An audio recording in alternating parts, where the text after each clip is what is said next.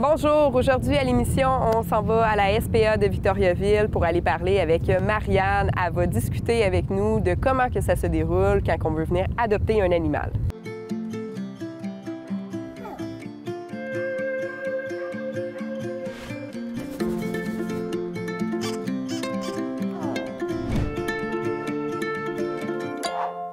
Bon, ben, bonjour Marianne! Bonjour! Comment ça va? Bien, toi? Oui, super. Donc là, on est ici, en fait, pour apprendre comment une adoption se déroule à la SPA de Victoriaville. Tu peux m'en parler un petit peu plus? Oui, je vais t'en parler. Donc, c'est sûr qu'au début, quand les gens ils vont aller voir sur le site Internet, ils vont aller voir l'animal, souvent on a des belles descriptions, là, c'est important de la lire jusqu'au bout.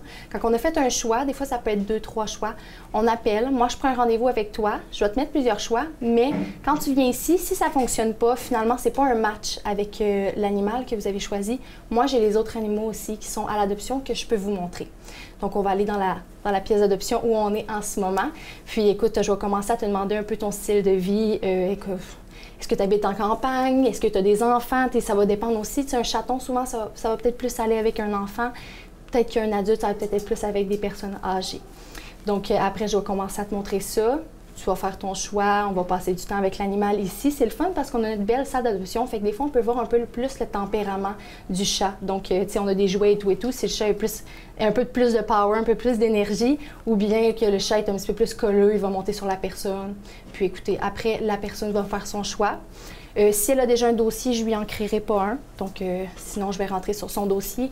On va faire imprimer les papiers d'adoption. Puis, écoutez, je vais commencer à lui expliquer un peu le contrat d'adoption. Donc, le contrat d'adoption, du fait qu'il stipule que vous êtes obligé, tu sais, de prendre soin de l'animal, de lui donner de l'eau, avoir accès à une litière, tout dépendamment si c'est un chat ou un chien, bien sûr. Puis, écoutez, on stipule aussi la garantie de santé suivant l'adoption d'un animal. Puis, les gens, ils signent. On va aller voir un peu pour la nourriture. Il te connaît bien, hein? Oui, Spencer, il me connaît bien.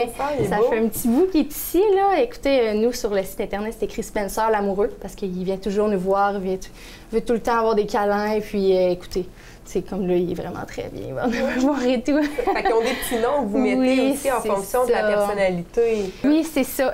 Selon la personnalité, fait que c'est sûr, mettons, j'ai Réa, peut-être, qui est dans la chatterie, qui est un petit peu plus timide. Fait que ça va être Réa la timide, ou Spencer l'amoureux, tout dépendamment. Ou, bien sûr, ça peut être n'importe quel l'aventurier. Mais on passe du temps avec eux, puis après, on va être capable un peu, genre, de savoir quel genre de personnalité ils ont. Fait que comme vous voyez, il est vraiment amoureux. Il est vraiment tout le temps, vraiment, il est colleux et tout.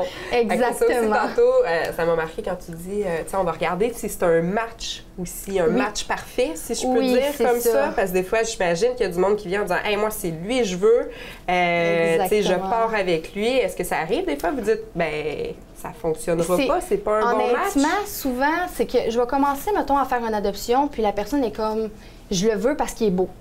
Mais quand tu viens dans une situation de refuge ou même à une autre place où tu vas chercher ton chat ou ton chien, on se fie pas à la beauté. Moi, je me fie jamais à la beauté. Oui, ton chat, il est beau, sauf que si ton chat, il arrive chez vous, il est super indépendant, puis toi, tu veux un chat qui est tout le temps après toi, tu vas finir par me le ramener, tu vas finir par être pas à l'aise avec ton choix, puis l'animal s'est fait vivre un gros stress de partir d'ici, revenir et tout et tout. Oui, j'imagine que c'est pas l'idéal. C'est ça. Mais souvent, les gens sont quand même assez compréhensifs. Écoutez, je vais aller sur le site Internet avec toi, je vais regarder, puis je vais te lire les descriptions. Moi, je les connais. Fait que j'ai quelques choix, des fois, quand je parle à la personne au téléphone aussi, à savoir, puis je les rajoute sur leur liste. Quand ils viennent ici, ils vont les voir et tout et tout.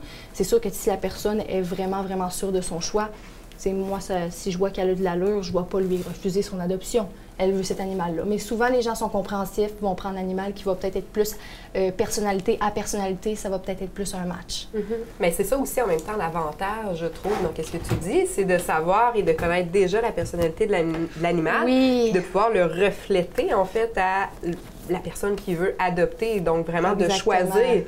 Tandis quand on part avec, je sais pas, je vais dire ça comme ça, un petit chiot, un petit chaton, bien, ils développent aussi leur personnalité. C'est ça, exactement. Oui. Donc, oui, c'est ça. Puis la personnalité des chats, on est capable, sérieux, de la voir quand même souvent. Oui, c'est sûr, quand je rentre, j'ai pas nécessairement beaucoup de temps à passer avec l'animal au début, quand je fais les cages et tout. Mais à force d'être là et de les faire à tous les jours, on finit par savoir un peu l'animal, c'est quoi sa personnalité. Puis des fois, tu sais, quand il n'y a pas beaucoup de monde nécessairement, tu sais, je viens prendre mes téléphones quand je suis en avant, je viens dans le bureau, puis je m'apporte un animal avec moi. Je suis comme, ah, OK. Fait que j'apprends un peu plus à le connaître aussi. Puis ça me permet de faire quand même des belles descriptions ou d'en parler aux gens qui vont venir faire les descriptions sur le site Internet. Justement, tu viens de dire, tu sais, oui, tu prends le temps, mais vous avez, j'imagine, pas toujours le temps aussi. On n'a pas beaucoup de temps. Vous avez beaucoup d'animaux aussi, comme j'ai pu constater. Oui, puis comment ça se déroule, justement, parce que des fois, on se dit, ah, ben, tu sais, oui, il y a plein d'animaux, ils s'en occupent très bien, j'en doute pas, vous en occupez bien, vous en occupez beaucoup. Mais on n'a pas toujours le temps de passer, tu sais, 15 minutes avec l'animal. Tu sais, moi, quand j'arrive le matin, j'ai quand même mon horaire qui est fait assez les horaires sont quand même faits que, tu sais, j'ai 3 heures pour faire ma pièce et que ça va me prendre 3 heures. Tu sais, j'aurais pas le temps de passer 10 minutes avec l'animal, commencer à jouer avec et tout, parce que je le sais que j'ai pas le temps. Il faut que je fasse les cages, il faut que ça soit propre, il faut qu'il y ait leur nourriture, il faut qu'il y ait leur litière et tout, parce que, tu sais, surtout pour la santé de l'animal et tout. Puis les chiens, c'est sûr qu'ils sortent quand même assez souvent, mais on peut pas, tu sais, je peux pas aller dehors avec eux, commencer à jouer avec eux. Ils sont plus laissés tout seuls à eux-mêmes. C'est ça, exactement. C'est ça, quand on dit aussi, tu disais, on essaye, oui, de trouver un match parfait parce qu'on veut pas qu'ils reviennent. Oui. C'est quand même pas l'idéal de venir dans un refuge, un refuge à la SPA, comme ça, là. Oui, c'est ça. Puis écoutez, c'est sûr que les gens qui viennent ici, qui veulent adopter un animal, souvent sont assez compréhensifs là, par rapport à ça. Puis ils signent le contrat d'adoption comme quoi, tu sais, il faut bien qu'ils s'en occupent et tout. C'est sûr que, tu sais, si la personne vient nous faire un abandon, on refusera pas l'abandon, là. Mais on essaie toujours de trouver le meilleur match pour la personne qui est en avant de nous. Souvent, honnêtement, moi, ça m'est pas arrivé souvent que quelqu'un est revenu porter l'animal. J'essaie vraiment là, de tout dire par rapport à l'animal. Des fois, j'ai des petits chatons qui peuvent être super énervés, puis là, je m'en vais le chercher pour l'adoption, puis il est en train de dormir. Fait que je vais le mettre dans la pièce, puis là, il va être tout endormi. Puis la personne est comme « Oh mon Dieu, il est tombé calme! » Mais non, moi, je le sais qu'il n'est pas calme. Fait que je stipule à la personne, mais que tu arrives chez vous, ça se peut qu'il soit pas calme. Ça se peut qu'il te réveille à 3 heures le matin parce qu'il court et qu'il fait une course, parce que c'est là qu'il a envie de jouer. Fait que les personnes sont quand même assez compréhensives. Souvent, c'est des familles, souvent, qui viennent chercher des chatons, bien honnêtement. Fait qu'ils ont quand même un brouhaha de vie assez énergique. On va se le dire, avec des enfants des fois. Fait que souvent, le chaton va être plus capable de s'adapter qu'un chat qui est plus vieux, qui a besoin de sérénité, de paix. Tu sais, un chat de 10 ans, ça m'étonnerait que je te fasse partir ça avec des enfants de 3-4 ans qui ont full d'énergie puis ça court tout le temps dans la maison parce que le chat va aller se cacher, il sera pas à l'aise. Fait que je fais toujours un peu là, stipuler ça aussi aux gens qui sont en avant de moi. C'est quoi la réalité, c'est ça? Exactement, c'est ça. On parle de chats, on parle de chiens.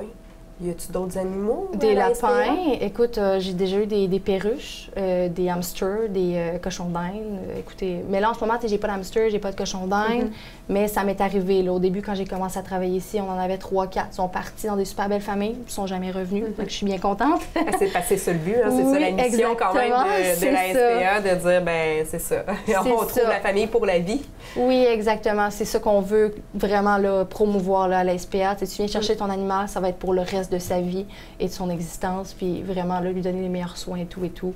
Puis, les gens, pour vrai, sont quand même compréhensifs par rapport à ça. Là. Ils ont une ouverture aussi à t'écouter, à apprendre sur la personnalité. S'ils viennent ici et tu dis, ah, écoute, c'est peut-être pas le bon tempérament, la bonne personnalité, ils vont être là pour écouter. Puis, tu sais, des fois, les gens, ils viennent ici, puis finalement, il n'y a pas de match. Ça marche pas avec aucun des chats. Fait que c'est sûr que, tu sais, moi, je vais leur dire, écoutez, j'ai encore plein de chats en arrière, inquiétez-vous pas, ils vont aller en stérilisation, ils vont revenir. Si vous allez voir régulièrement sur le site Internet, vous allez être capable de savoir, oh, OK, celle-là pourrait peut-être matcher. Moi, ça me dérange pas de te prendre 3, 4, 5 rendez-vous. Je trouve ça super mature que tu fasses ça, que plutôt que tu viennes ici, tu me dis, écoute, moi, c'est lui que je prends, parfait, écoute, c'est semi un match, mais je vais le prendre pareil, je vais le ramener dans 2 semaines. Je suis pas très à l'aise de te laisser partir avec l'animal. Mais les gens sont souvent compréhensifs. On va dire, OK, je vais attendre, je vais aller voir régulièrement sur le site Internet, puis après, écoutez, je vais vous rappeler, puis on va prendre un rendez-vous ensemble. Puis ça m'est arrivé de faire une adoption, puis finalement, ils sont partis sans, ils sont revenus 2 semaines plus tard, ils sont partis avec l'animal, puis finalement, ça, c'était un super bon match, qui ont très bien fait d'attendre. Il faut prendre le temps. Exactement. C'est quoi tu dirais aux gens, justement, comment faire pour trouver le match parfait? Comment faire pour trouver le match parfait? Je te dirais que c'est un assez bon feeling. Quand ils arrivent, là, qu'ils voient l'animal, souvent, ils vont venir le voir. C'est quelqu'un qui veut plus, mettons, un chat, je sais pas dire, un chat bibelot, un chat plus indépendant qui va faire son petit tour. Souvent, je sais qu'elles mettent dans la salle. C'est sûr qu'ils vont regarder beaucoup l'apparence du chat. C'est quand même bien d'avoir un chat que vous trouvez beau à la maison.